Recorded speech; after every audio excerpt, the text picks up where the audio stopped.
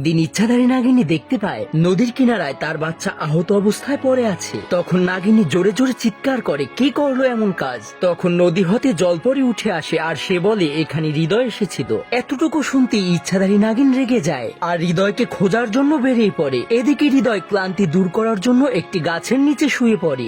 নাগিন হৃদয়কে খুঁজতে একটা নদী পার করতে যাচ্ছিল। তখন নদী হতে আবারও জলপরি বাইরে আসলো আর বলে, তোমার বাচ্চার উপর একটা পাথর পড়েছিল। হৃদয় তার শরীরের উপর থেকে পাথর সরিয়ে তাকে জলপান করিয়ে জীবন দেয়। নাগিন জলপরি কথা বলছিল, হঠাৎ অনেক জোরে চিৎকার আসে। নাগিন জলদি চলে যায় চিৎকার হওয়া স্থানে আর দেখে এক গেছো রাক্ষস হৃদয়কে তার ভিতরে টানছে। তখন নাগিন তার জাদু শক্তি দ্বারা হৃদয়কে ছাড়ানোর অনেক চেষ্টা করে, কিন্তু সে তাকে ছাড়াতে ব্যর্থ হলে তখন সে তার নাগমণির শক্তির দ্বারা রাক্ষসী গাছকে আগুন লাগিয়ে দেয়। রাক্ষসীর গাছে আগুন লাগতেই সে হৃদয়কে ছেড়ে দিল। এরপর হৃদয় নাগিনকে ধন্যবাদ জানায় আর তারা দুজনেই নিজেদের বাসস্থানে চলে গেল। কিন্তু এইদিকে রাক্ষসীর গাছে আগুন লাগার কারণে সে গাছের ভিতর হতে বাইরে বেরিয়ে আসে আর সে নাগিনের উপর প্রতিশোধ নেয়ার জন্য পরিকল্পনা করতে থাকে। রাক্ষসী অনেক চিন্তা ভাবনা করতে করতে একটা বুদ্ধি পেল। এরপর সে নাগিনীর উপর প্রতিশোধ নেয়ার জন্য সঙ্গে সঙ্গে নাগলোকে যায় আর এক অদৃশ্য গর্ত বানিয়ে ওখান হতে চলে যায়। যখন কেউ ওই স্থানে আসতো তখন এই অদৃশ্য গর্ত তাকে ভিতরে নিয়ে যেত।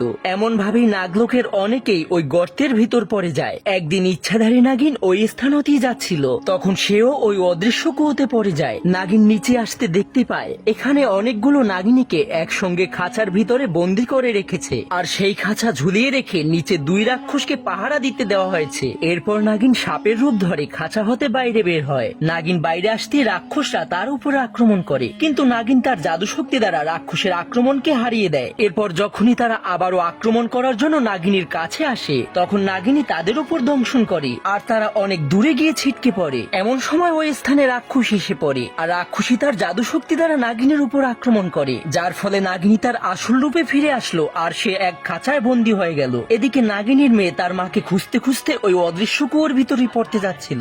এমন সময় নাগরাজ এসে তাকে বাঁচিয়ে দেয়। নাগরাজ তার মেয়ের কাছে জিজ্ঞাসা করে, তুমি এখানে কি করছো? তখন সে নাগরাজকে বলে, আমি মাকে এই গর্তের ভিতরেই নিচে পড়ে যেতে দেখেছি, তাই আমি মাকে খোঁজার জন্য এখানে যাচ্ছিলাম। তখন নাগরাজ বলে, তুমি চিন্তা করো না, আমি নিশ্চয়ই তোমার মাকে খুঁজে নিয়ে আসবো। এরপর নাগিনীকে বাঁচানোর জন্য নাগরাজ ওই ইচ্ছা করে গর্তে লাফ দিল। রাক্ষসী নাগরাজকে দেখতেই তার উপর জাদু শক্তি প্রয়োগ করে আর ওইদিকে নাগরাজ তার নাগমণির শক্তির দ্বারা কিছু সাপকে রাক্ষসীর দিকে পাঠায় আর কিছু সাপকে পাঠায় নাগিনীকে খাঁচা হতে মুক্ত করার জন্য। নাগরাজের শক্তি রাক্ষসীকে তো কিছু করতে পারলো না, কিন্তু নাগিনীকে মুক্ত করে দিল। কিন্তু এমন সময় রাক্ষসী নাগরাজকে বন্দী করে দিল। এরপর নাগিনী ও রাক্ষসীর মধ্যে তুমুল যুদ্ধ চলতে থাকে। হঠাৎ নাগিন রাক্ষসীর উপর তার বিশেষ শক্তি প্রয়োগ করে। রাক্ষসী অনেকটা আহত হয়ে দূরে ছিটকে পড়ে, কিন্তু একটু পরেই সে আবারও দাঁড়িয়ে গেল। নাগিন আবারও রাক্ষসীর উপর তার বিশেষ শক্তি প্রয়োগ করে, কিন্তু রাক্ষসীকে সেই বিষ কিছুই করতে পারলো না। তখন বন্দি খাঁচা হতে নাগরাজ নাগিনীকে বলে, এই রাক্ষসীর জীবন তার পায়ে আছে, তাই তুমি তার পায়ে আক্রমণ করো। এরপর নাগিন তার নাগমণির শক্তি দ্বারা রাক্ষসীর পায়ে আঘাত করে, যার ফলে রাক্ষসী এদিক ওদিকে ভাগতে থাকে, কিন্তু সে কোনোভাবে বাঁচতে পারলো না। একটু পরেই সে অদৃশ্য হয়ে গেল। এরপর ইচ্ছাধারী নাগিন ও নাগরাজ সকলকে নিয়ে আবার তাদের বাসস্থানে ফিরে আসে। কয়েকদিন পর হঠাৎ নাগিনীর পৃথিবীতে থাকার মন করে। এরপর সে তার রূপকে পরিবর্তন করে পৃথিবীতে এসে থাকতে শুরু করে। একদিন সে এক তুলার কোম্পানিতে কাজ করতে থাকে। তখন ওই কোম্পানির মালিকের ছেলেরা এসে বলে, তুমি দ্রুত এই অফিসের নিচতলায় চলে যাও, তোমার ওখানে জরুরি এক কাজ করতে হবে। যখনই নাগিন ওই স্থানে আসে তখন সে দেখতে পায় সেখানে এক সুন্দরী মেয়েকে কে যেন বন্দি করে রেখেছে। তখন বন্দি হয়ে থাকা মেয়েটি নাগিনকে বলে, বোন তুমি এখান হতে জলদি চলে যাও, নয়তো ওরা তোমার ক্ষতি করে ফেলবে। হঠাৎ এমন সময় নাগিনীর পিছন হতে ওই কোম্পানির মালিক আসে আর নাগিনীকে সাধারণ মেয়ে ভেবে তার উপরে এক বেহুশ করার ইঞ্জেকশন দেয়, কিন্তু সেই ইঞ্জেকশনের ফলে নাগিনীর কিছুই হলো না, উল্টো সে হাসতে থাকে।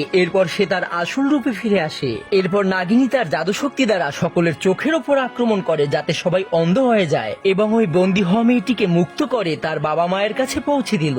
হৃদয় তার মেয়ের জীবন ফিরে পেয়েছে, এই জন্য সে তার স্ত্রীকে নিয়ে ঈশ্বরের কাছে প্রার্থনা করার জন্য যায়, কিন্তু যাওয়ার পথে তাদের পিছনে এক রাক্ষসী পড়ে গেল। তারা সামনে পালাতে ধরে, কিন্তু সামনেই দেখে এক লাভার নদী। তখন তারা কোনো উপায় না পেয়ে ঈশ্বরের কাছে দুজনে জীবন ভিক্ষা চায়। তখন এমন সময় লাভার নদীর ওপারই এক বড় সাপ এসে পড়ে। সাপটি আসার পরে হৃদয় ও হৃদয়ের স্ত্রী তাদের বিপদের কথা খুলে বলে। হৃদয় ও হৃদয়ের স্ত্রীর বিপদের কথা শুনে সাপটি তাদেরকে উপকার করার জন্য রাজি হয়ে যায় আর সে লাভার নদীর এপার ওপারে শুয়ে পড়ে, যার ফলে তার শরীরের উপর দিয়ে খুব সহজেই হৃদয় ও তার স্ত্রী পার হয়ে যায়। একটু পরেই তাদেরকে খুঁজতে ওখানে রাক্ষসী এসে পড়ে আর সে সাপের কাছে হৃদয়দের কথা জিজ্ঞেস করে। সাপ তাদের কথা বলতে না চাইলে রাক্ষসী সাপের উপর আক্রমণ করে, কিন্তু রাক্ষসীর আক্রমণে সাপের কিছুই হলো না।